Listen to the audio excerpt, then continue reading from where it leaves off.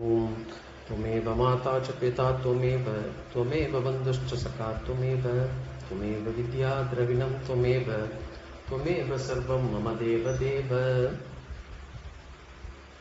Sri Dakshinamurti Sudeshikendram Dvaipayanam Sutrakratam Munindram Sri Shankaram Bhashyakritam Yatindram Madhye Chikanchapi Namami Vityai Om Namo Brahmadibhyo Brahma Vidya Sampradaya Kartrabhyo Vamsarishibhyo Mahabhyo Namo Gurubhyah Sarvopaplavarahita Pragyana Ganaha Pratyagarto Brahmaivahamasmi Om Prapannaparijataya Totra Vetraikapanaye Jnanamudraya Krishnaya Gita Mritaduhe Namaha.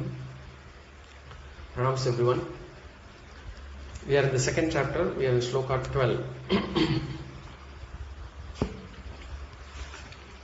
Shri Bhagavan Uvacha Natpe Vaham Jatu Nasam Natvam Neme Janadipaha Nachaiva na Bhavishyamaha Sarve Vayamatah Param. So starting from 11th Sloka, Bhagavan has started giving the Upadesha. Gita Upadesha has begun from Sloka 11. And from Sloka 12 until Sloka 25, Bhagavan is going to give the Atma Lakshana, the Swarupa of Atma. And as I said, these are important slokas to understand Atma. And this is the knowledge, this is the highest knowledge, this is the liberating knowledge. First, to understand who we are is very important. Knowledge of self, according to Advaita, is the same as knowledge of Ishvara, is the same as the liberating knowledge.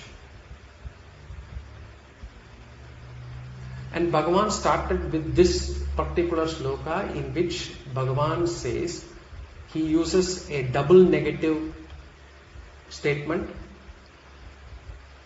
to teach that Atma Nityaha. Atma is ever present. Said, Natve Vaham Jatu Nasham. Natu Eva Aham Jatu Na Asam. I was not there in the past is not at all true. Natu eva. Natu eva means not at all true. What is natu eva? What is not at all true? Aham jatu na asam. I was not there in the past is not true. Then he said, Tvam na. Neither were you.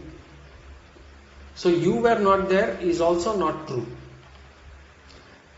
And then he said, Ime janadipaha na.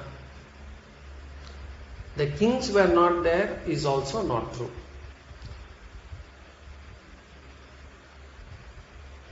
So they were not there.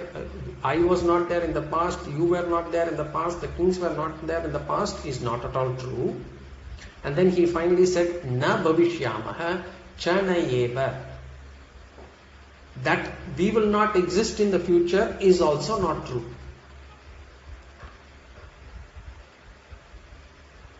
So all of us will not exist in the future is also not true. And I said this is the same teaching that Bhagavan uses, the same teaching that is used in the Tarka Shastra. We saw how there is something called Prak Abhavaha and Pradvamsa Abhavaha. So we take a pot. The pot was not there in the past. So it is Prak Abhavaha. The pot exists now, but it will break in the future. And once it breaks, there is again Abhavaha. So it is called Pradvamsa Abhavaha. So the pot has not been existent then, came into existence, then went again back to non-existence. This is true for the pot. This is true for everything in this world. Everything in this world, including our body, has got a prak abhava and a pradvamsa abhava. So everything is anityam. This is the Tarkashastra's definition of anityam. What is anityam? Anything that has got a prak abhava and pradvamsa abhava. And what is nityam then? Nityam is not the definition of nitya is that which is not anityam, which means that which has no prak abhava and no pradvamsa abhava. And that is how Bhagavan also explains this Atma to be. He says Atma has no prak abhava and no pradvamsa abhava.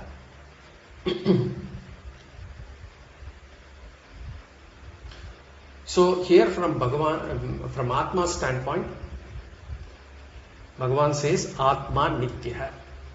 Atma is always existent, it's always present. So Arjuna, do not feel sorrow, do not feel sad. The Atma is going to be ever present. And as I said, whenever we say Atma Nityaha, then we will have to put the opposite for Anatma. So Anatma Anityaha. Atma Nityaha, Anatma Anityaha. So from now 12 to 25, we are going to see the characteristics of Atma. So we will go to Sloka number 13. Dehinosmin yatha dehe Kaumaram yauvanam jara Tatha dehantara praptihi Dhirastatra na muhyati Dehinosmin yatha dehe Kaumaram yauvanam jara Tatha dehantara praptihi Dhirastatra na muhyati. So here Bhagavan explains the second characteristic of Atma. Atma Nirvikaraha. Atma is changeless. Nirvikaraha. Nirvikaraha means changeless. We have already seen Atma is the one who experiences an Atma. We said there are three types of bodies: the physical body, subtle body, and the causal body. Stula Shariram, Sukshma Shariram, and Karana Shariram. And Atma is the one that experiences these three bodies. So Atma is the seer, the Anatma is the seen. S-E-E-R, S-E-E-N, seer and seen. So Atma is Drig. Anatma is Drishyam. Atma is the subject, Anatma is the object. And Atma is the consciousness principle. Atma is the awareness principle, consciousness principle, knowledge principle. Anatma is the inert principle. We have seen this first. Then in the last sloka we saw that Atma is eternal. Atma Nityaha. Now Atma is changeless. Vikaraha means changing. Nirvikaraha means changeless.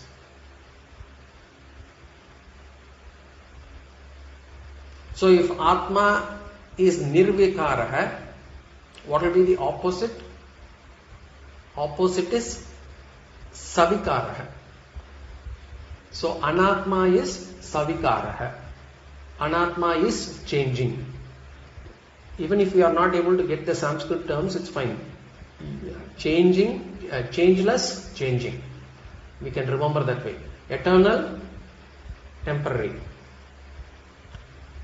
Consciousness principle, inert principle. And Atma is Nirvikaraha, Anatma is Savikaraha. So Bhagavan is trying to explain this concept here, and he is explaining here or proving this with an example. So again, before we go into the shloka, we will do a small vichara so that we can have the basics or foundation for us to understand this shloka. Now, we saw that the Jiva is a mixture of Atma and Anatma. We saw that every Jiva is a mixture of Atma and Anatma. So a human being is a mixture of Atma and Anatma. And we also saw that the Anatma has three bodies: Stula, Sukshma, Karana, Sharira. Now, according to nature, what is Sukshma Sharira? Sukshma Sharira is the one that is within the physical body and it cannot be seen. Now, this Sukshma Sharira, according to the nature, it is capable of pratibhimbam. It is capable of reflection.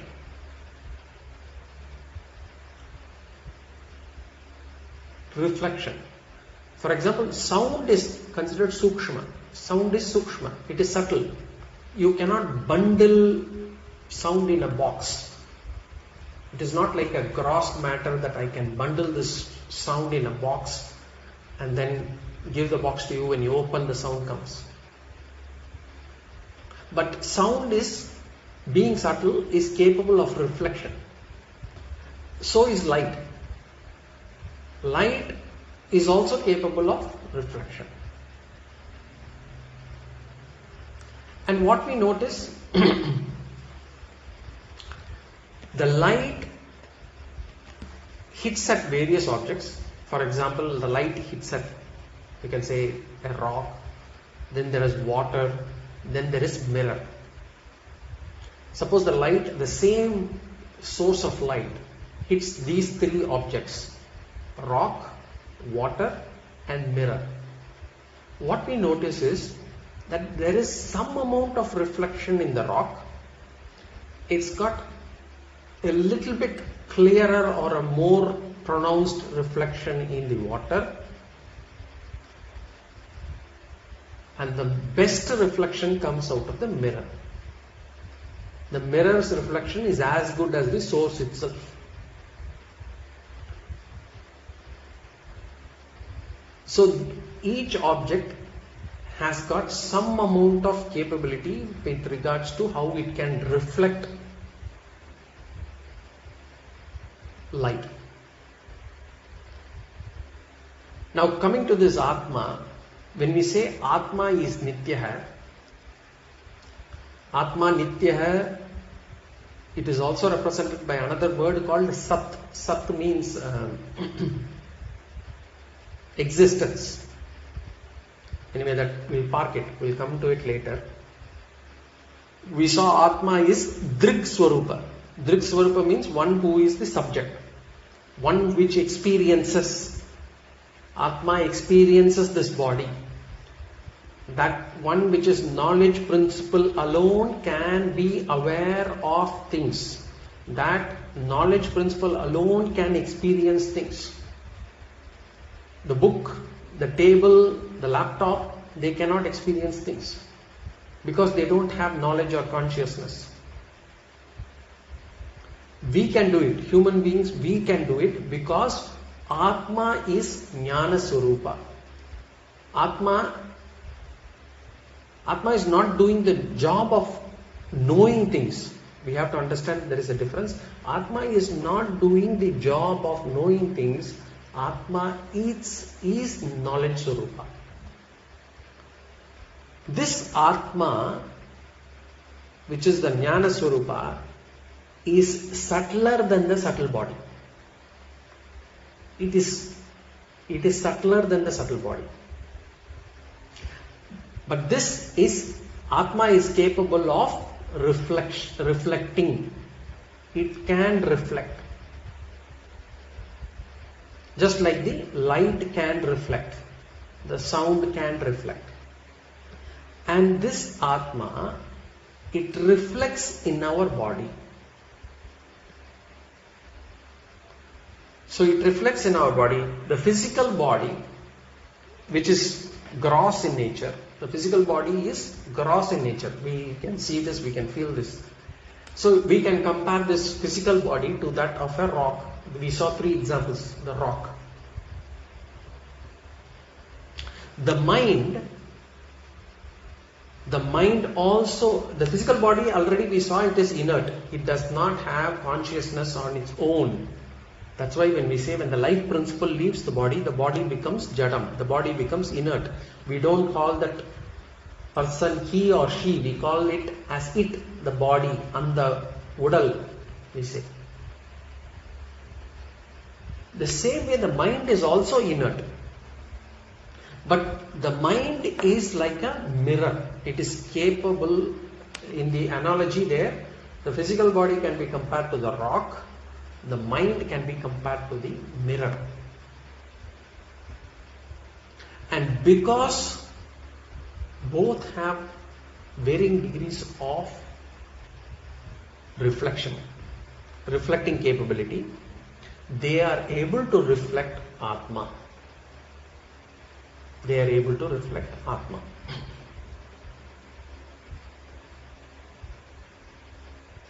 Now, let us take an example. We have a mirror and there is sun. Now, when we show the mirror to the sun, how many suns are we able to see? We see as though there are 2 suns. The original sun, and then there is the reflected sun in the mirror. And the mirror itself would also be so bright that it now acts as a source of light. The mirror, which is normally by nature is not a source of light, now because it is able to reflect the sun, is now become a source of light. The mirror itself would be so bright.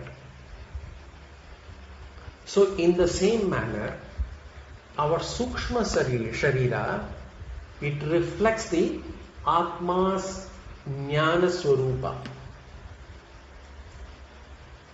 It is able to reflect Atma, and now this mind is become awareness capable. So the mind is now capable of being aware of things. If not for that reflection, the mind will also be inert like a rock or book. But because the mind has, because of its subtle nature and its capability, the mind at all times has the reflection of Atma. This is very important. The mind at all times has the reflection of Atma. Because at the time of death, what happens? The physical body loses the reflection. That's why the body, we bury it or we cremate it. If there is a sentient, if the body is sentient, we wouldn't do that. We will not cremate or bury the body. But because the reflection has, the body is not reflecting the Atma anymore, we are cremating or burying the body. But the mind, even at that point of time, will always have the reflection of Atma.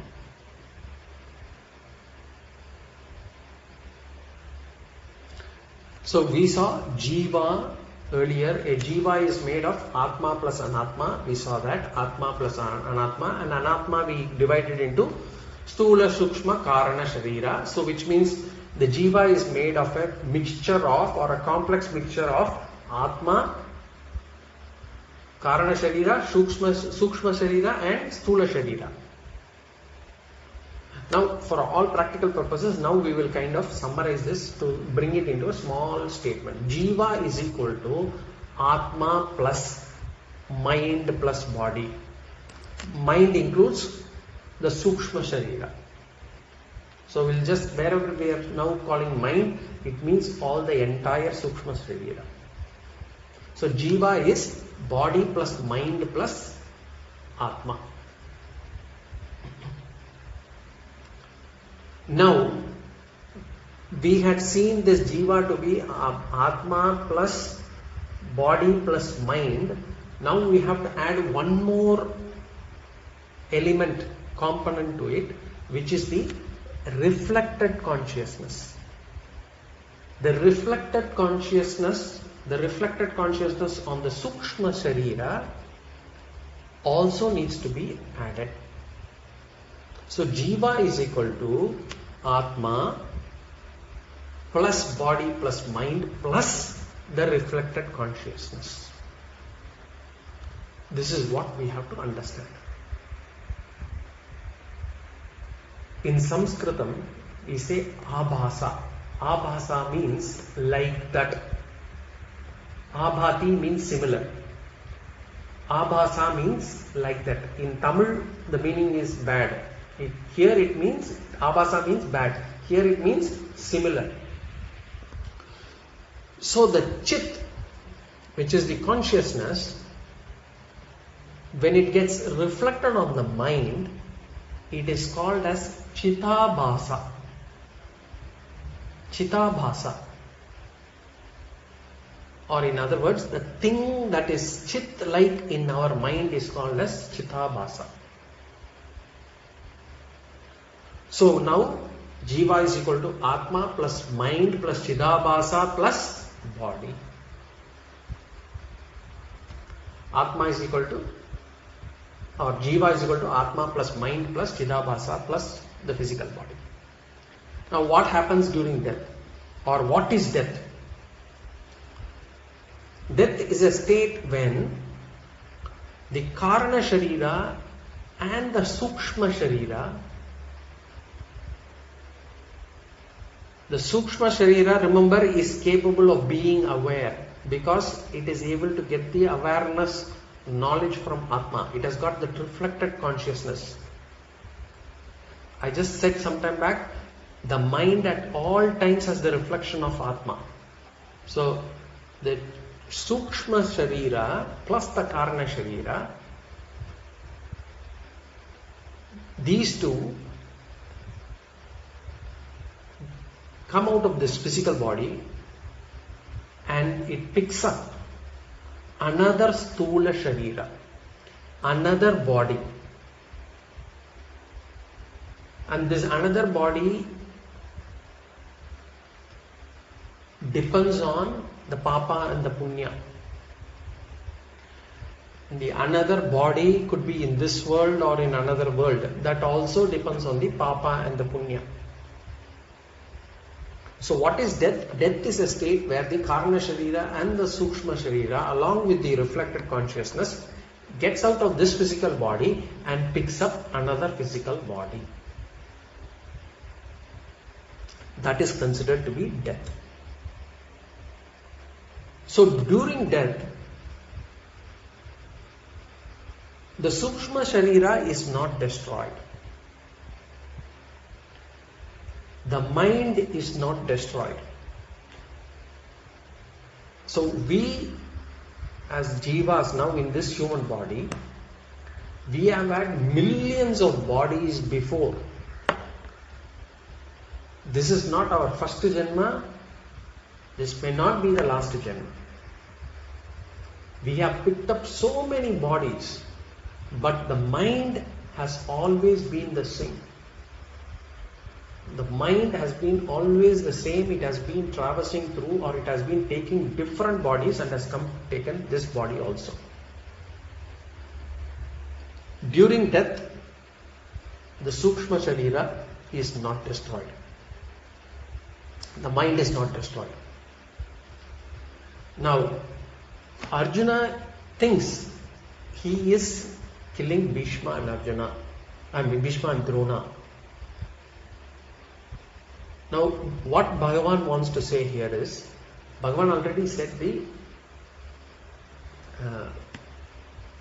Atma cannot be destroyed. Atma Nityaha. Now here Bhagavan says, even their mind cannot be destroyed. Only the physical body is destroyed. Because what we consider as death, at that point of time, the mind leaves the physical body. The mind with the Chidhabhaasa leaves the body.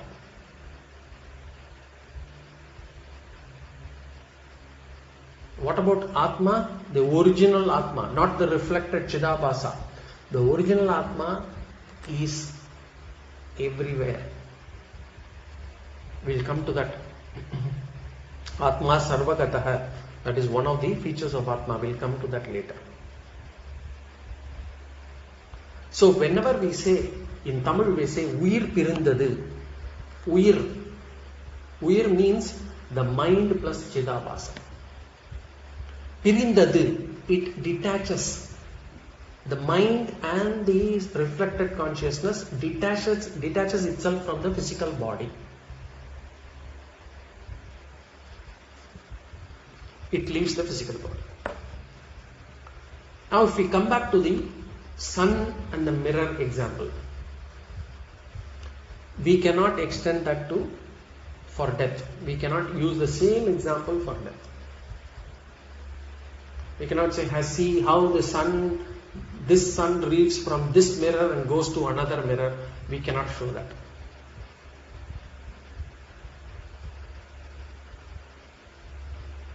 But the mirror can be compared to the Sukshma Sharira.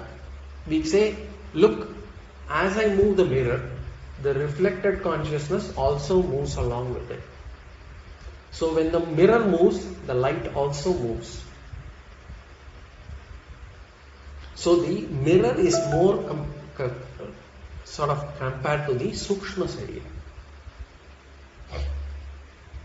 Now there could be another question here. We say the body is Jadam. The mind is also Jadam. The Sukshma Sharira is also Jadam. If the mind is Jadam, how can the mind move? How is the mind capable of moving? Because it is not. It is supposed to be inert. And again we will say the same thing. Because the mind has the capability to borrow the awareness, the knowledge principle from Atma, the mind is capable of moving. What about the body? The body actually, the physical body, does not directly get the reflection from the Atma. The body does not get the reflection of the Atma directly. The body does not borrow it from Atma, but it is able to borrow from the mind. So first the reflection happens on the mind. That reflection then happens on the body. So the mind has the borrowed awareness principle, and because it has borrowed the awareness principle, it is also turning itself into an awareness conscious entity which is capable of giving it away to another body, another entity. Just like, the mirror that is reflected, the sun that is reflected in the mirror is now capable of lighting another object through its reflection. In the same way, the mind which has reflected the consciousness principle is now able to enliven this body. We feel alive. The physical body is capable of moving, doing all those things because of the reflection of the consciousness principle that it gets from the mind.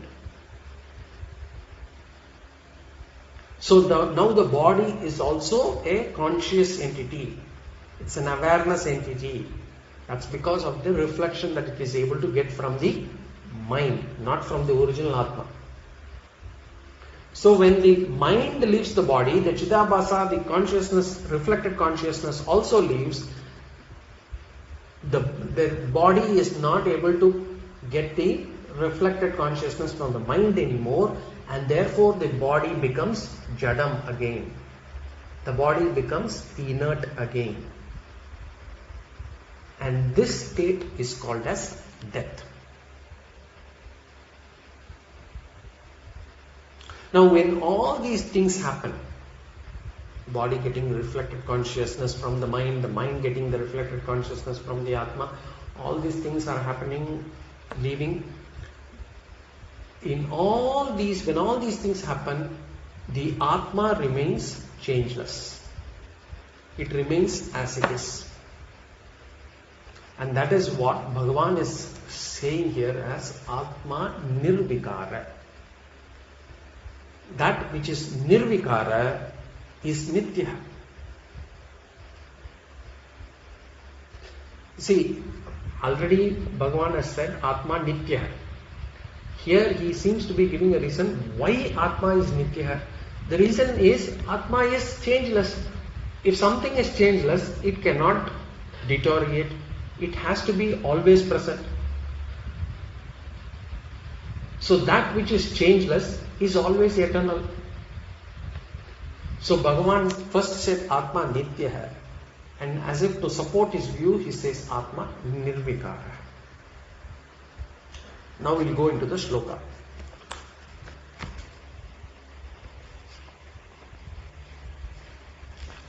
Sloka 13. Dehinosmin yata dehi kaumaram yauvanam jara. Dehinaha. Dehinaha means, Deha means body. Dehi means, Deha means body. Dehi means the one who has body. Or otherwise Atma. Here we say Atma. One who has the body, Atma has the body. Dehinaha means Atmas. Atmas. Dehinaha. So, what Bhagavan is saying in this first line is, the body undergoes changes from the day it is born until its very end. We see that every day, right? Our body is not the same. The physical body has got 4 states of experience. We say Balyam, the childhood state. Then Kaumaram. Kaumaram is basically the boyhood state or the girlhood state. Then Yauvanam. Yauvanam is youth. And then Jara. Jara means old age. So the body undergoes all these 4 stages. Now, when the body undergoes all these 4 stages, do I change? I don't call myself to be a different person when I was a boy, and when I'm now as an old man or as a youth. I don't call these 3 persons as 3 different individuals. I am the same. I do not change my identity. Even when the body changes, I use the same name as what I used in the Balya Parva. I studied in the school, the same name continues when I actually studied in the college, and now when I youth, I'm using the same, and when then in the old age, I'm using the same name. I'll become Vriddha, and then I'll use the same name. So when we actually, that's why when we go to the old person, and they will talk about how they had in their young life, how they were in their past, and all those things.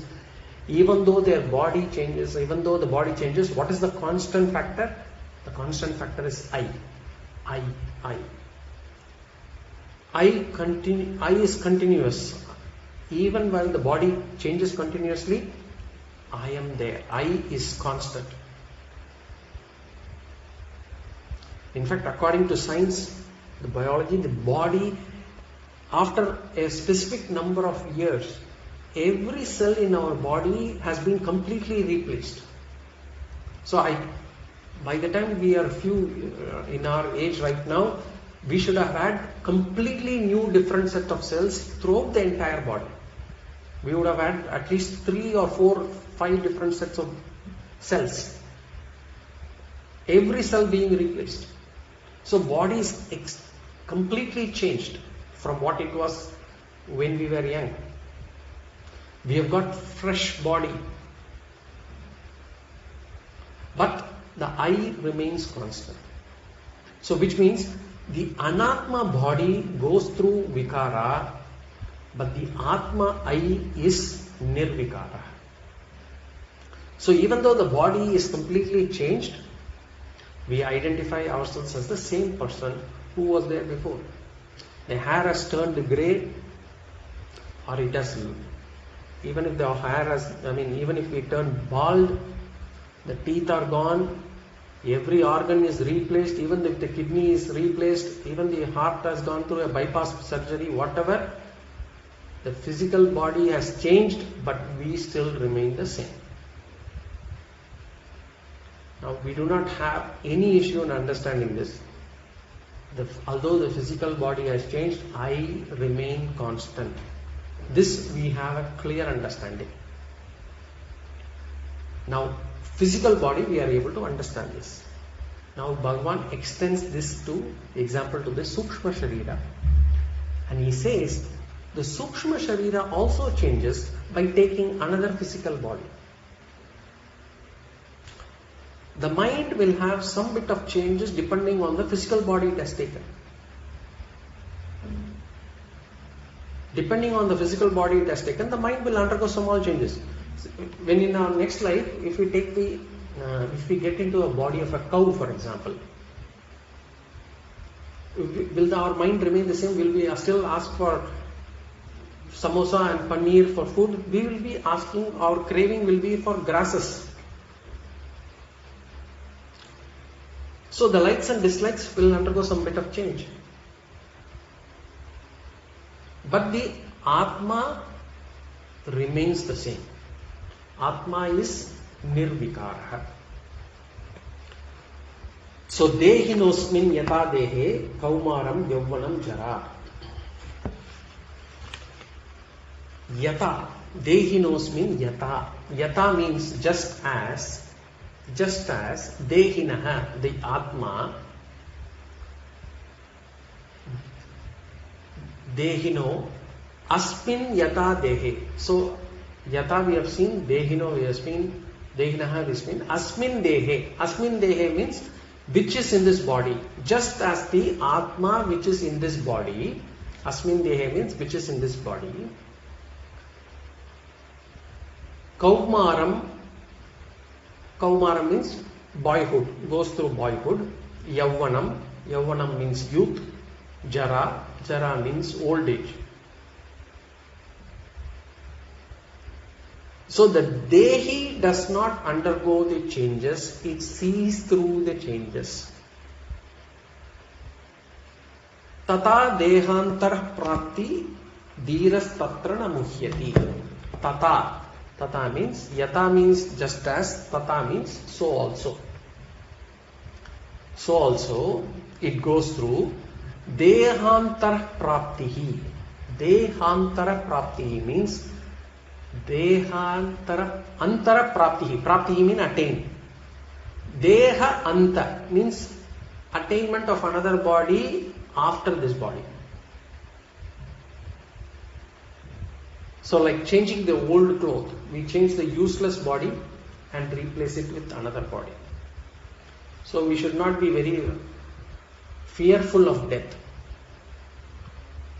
Especially when death happens in our old age and we have already turned old, we should be happy that at last I am actually going to get a new body, a fresh body.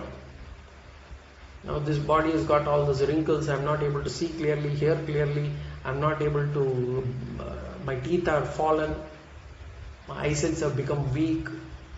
So I should be happy that I am actually going to get a new body, new set of teeth, new hands, new legs, more active I can be.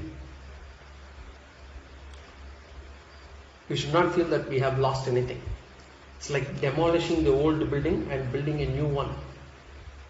So, when we demolish an old building and build a new building, what happens? The structure changes, but the enclosed space is not destroyed. It's the same enclosed space. That space is eternal. The walls appear and disappear.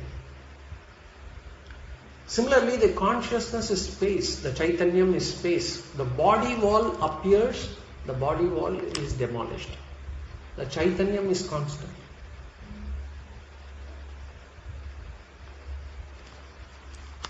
Dhirastatra na muhyati. Dhirastatra na muhyati. Dhiraha means a discriminative person. Dhiraha, Dhiraha, Shuraha, they will also use Dhiraha, Shuraha. Dhiraha is not courageous person here. Dhiraha here means a discriminative person. Who is a discriminative person? The one who accepts the body as a temporary medium.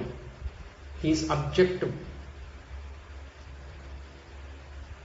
Dhirastatra muhyati, na muhyati. He does not worry over such a thing. What does he not worry about?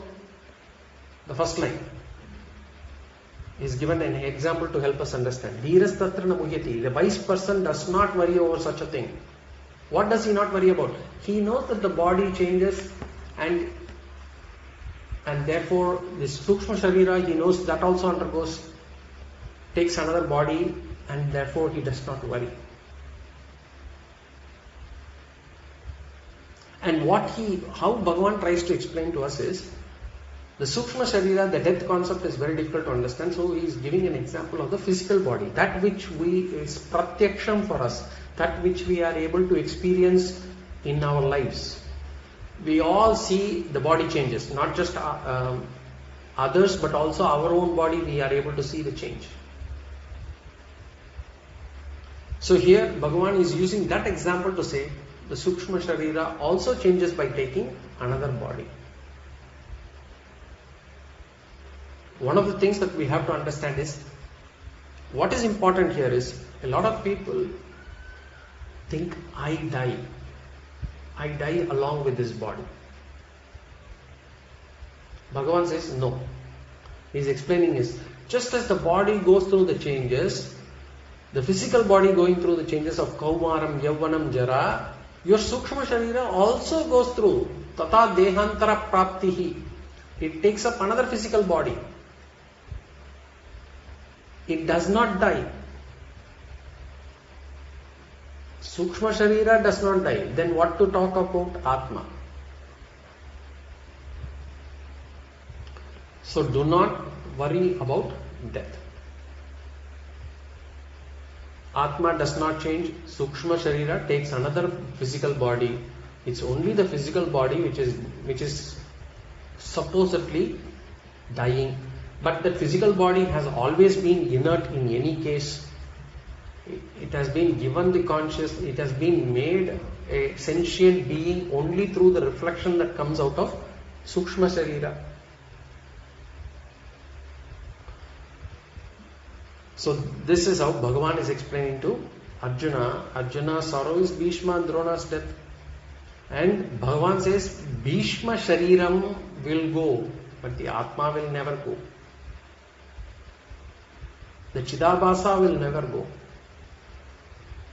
In the same manner for Drona or Karna, for anybody or even for us. So Atma Nirvikaraha.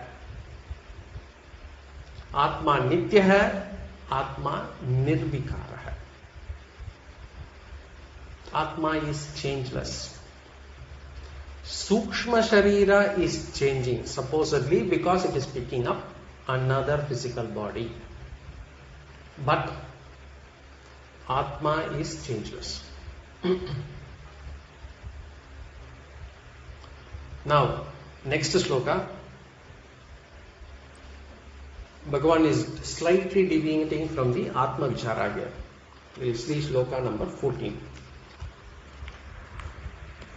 Matra sparshastu kaunteya Shitoshna sukha dukkhadaha Agama appayino nityaha Tam stitikshasva bharata Matra sparshastu kaunteya Shitoshna sukha dukkhadaha Agama appayino nityaha Tam stitikshasva bharata. Sloka 14 and 15, Bhagavan is talking from the standpoint of Anatma. In the 12 and 13, he had given Atma's Lakshana. Now he is slightly deviating to talk from the standpoint of Anatma.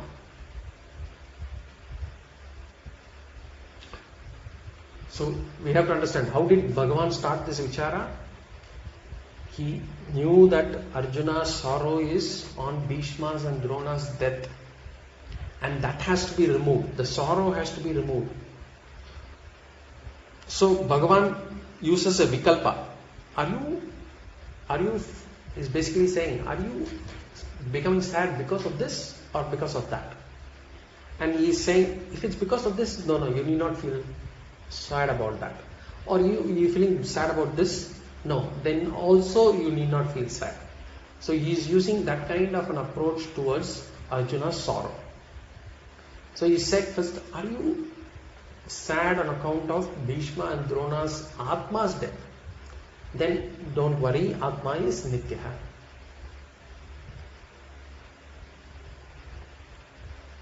Or are you actually feeling sad because you are actually going to, on account of Bhishma and Drona's Anatma's death? That he is trying to address it here now. Then later on he will address another angle as well. Are you actually feeling that you are not following Dharma by killing them? Then he will address that portion as well. And then finally he will say, even from a worldly angle, should you fight this war or not? Again, the fourth angle also he will address it later. Now he is coming to the Anatma side. So Bhagavan is basically taking a step-by-step approach in terms of addressing Arjuna's sorrow. So Arjuna now could have said, okay, Atma Nityaha, Atma Nirvikaraha, okay, I understand this, Bhagavan, let it be. But I could kill their Anatma. If I release my arrows, it will kill their Anatma. So my sorrow is on account of their Anatma. So Bhagavan is addressing that in the Sloka 14 and 15. And this is what most of us also feel about death-related sorrow. You know, whenever there is a death in the family, if someone explains Atma, Nitya, Atma is ever present and all those things, we are not interested in that. We'll say, I don't care about that. He was alive in this body for so long, and I don't want this body to die. That is what our approach or our feeling could be at that point of time. So in our experience, we don't feel sad about Atma. We always feel sad only from an Anatma standpoint only. So Bhagavan is basically saying here in these two slokas, do not feel sad on that account also. There is no need for you to feel sad about that. Because he asks us to understand and accept the nature of Anatma. Here Bhagavan is basically teaching us the attitude that one must have towards Anatma. With regards to Atma, we don't have any kind of opinion. Because Atma is all pervading, there is only one Atma, Sarvagata, Atma Nitya, Atma Karta, Atma Bhokta, it's all beyond my understanding. I am only worried about the person, that body which is actually in front of me. So Bhagavan is basically saying what should be the attitude towards Anatma. And Bhagavan says our attitude should be one of acceptance. Acceptance towards Anatma. Why acceptance? You know, we have been talking about Samsara. Samsara has got many definitions. When we started chapter 1 also, I would have said Samsara is Kama, Krodha, Lobha, Moha, Mada, Matsarya is one way of defining Samsara. In this Bhagavad Gita itself, Samsara is defined as Raga, Shoka, Moha. That is the problem of Arjuna. Raga, attachment leading to sorrow, leading to delusion. Raga, shokas, moha. That is one way of defining samsara. There is another way of defining samsara. Samsara is resistance to facts, is also sorrow.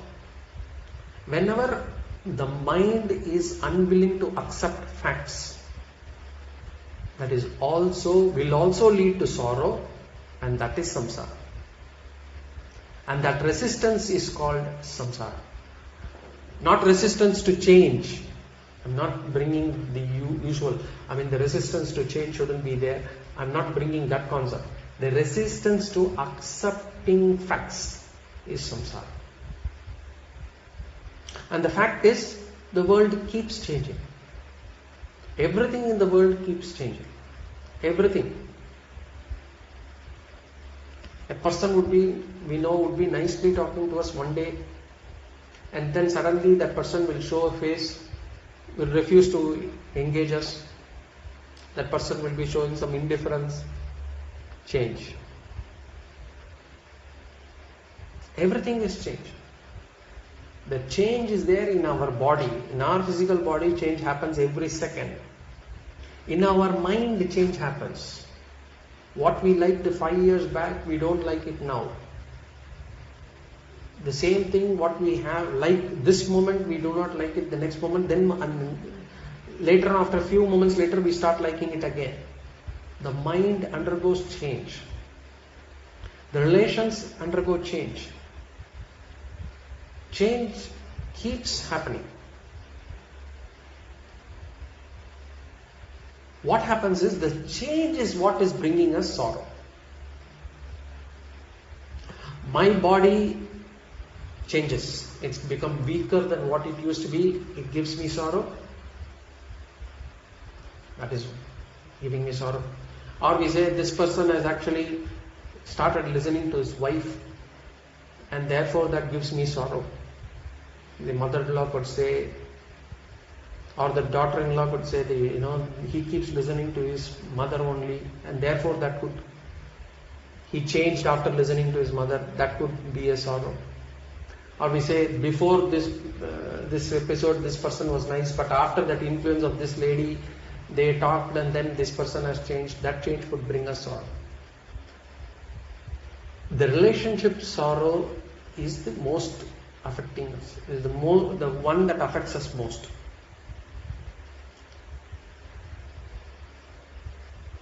And we think this change is bringing us sorrow.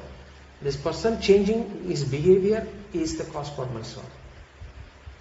Now Bhagavan is saying, change is not the cause for sorrow. The fact that you are unacceptable to the change, that unaccepted change is the cause for sorrow. An accepted change will not cause us sorrow. If this person behaves, if it's fine with us, it doesn't create sorrow in our mind. If the change is unacceptable to us, then it becomes sorrow. And what we do at most of the times, we try to change the change. If this person is changing, I want to stop that change from happening. I want to reverse it. And that is not possible. And Bhagavan, what he gives us a knowledge is very subtle but very important. He's giving us knowledge that once you accept that the change cannot be changed, it won't be the cause for your sorrow. And the change, what changes are we talking about? The change could be anything. Success. Somebody's success can cause us sorrow. Our own failure can cause us sorrow. Fame can come, fame can go, that can cause us sorrow. Humiliation from various quarters could cause us sorrow. Anything. If I accept the change, it will not be the cause for my sorrow. That is what Bhagavan is trying to say. Now the next question that could come is, why should I accept the change? Why should I accept the change? Simple. Because the change is inevitable. The change is inevitable. Now, what do we think? We normally think change is the cause for sorrow. Now, what we should understand properly here is not accepting the change is the cause for sorrow.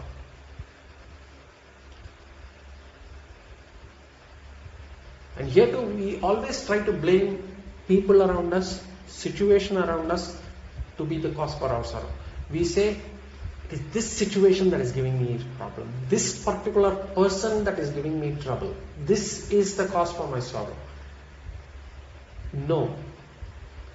It is our mind which is giving us the sorrow.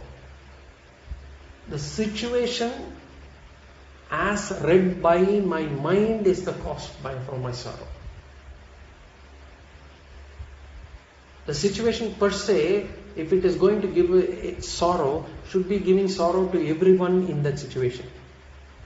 So it is not the situation. The fact that my mind interprets the situation in a particular manner and my mind is not willing to accept that situation as it is the cause for my sorrow. Bhagavan says here is, by nature, certain pain and changes will come. Everybody will have to go through that. That is true for everyone. Even for avatars it is true.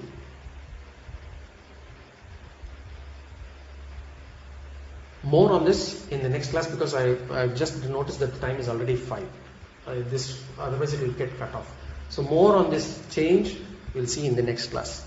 Om Purnamada Purnamidam Purnat Purnamudachyate Purnasya Purnamadaya Purnameva Vashishyate. Om Shanti Shanti Shanti. Harihi Om Shri Gurubhyo Namaha. Harihi Om.